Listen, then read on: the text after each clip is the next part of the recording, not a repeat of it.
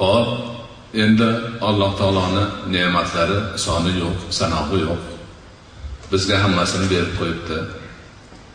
Shukr qilishimiz kerak ekan, uncha joyiga keltira olmayapmiz ekan. Ko'proq ne'matni qo'ldan chiqargandan keyin qadrini bilyapmiz ekan. Qanday qilsak, shu ne'matni qadrini vaqtida bilamiz. Qanday qilsak, ko'proqni ne'matga o'tib qolmaymiz. Buni izlashimiz kerak ekan. Nima qilaylik endi? Ana, buni yo'li shuki, buni doim Allohning zikri bilan yurish orqali yuzaga chiqariladi.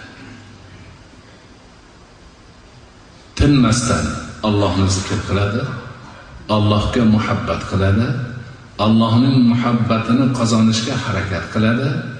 Yurganda, turganda mana shu narsani paydan bo'ladi.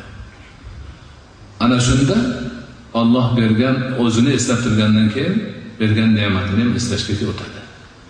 Uni qadriga yetishga o'tadi. Uni shukrini o'rniga qo'yishga o'tadi. Mana shu narsa bizga nihoyatda zarur. Buni Allohning zikrini ibodat orqali qilamiz biz.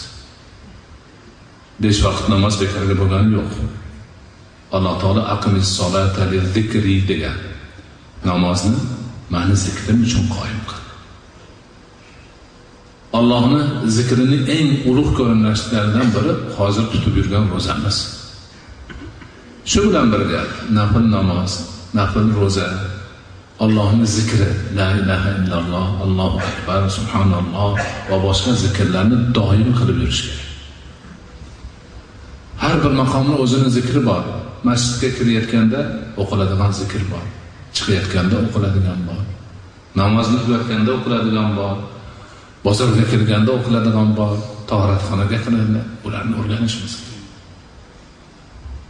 Tilimiz Allohning zikri bilan ho'l bo'lib turishi kerak. Shunda haligi narsalarga joy qolmaydi. G'iybatga joy qolmaydi, bo'xtonga joy qolmaydi, vaqt qolmaydi, imkon qolmaydi, noshukrlikka imkon qolmaydi.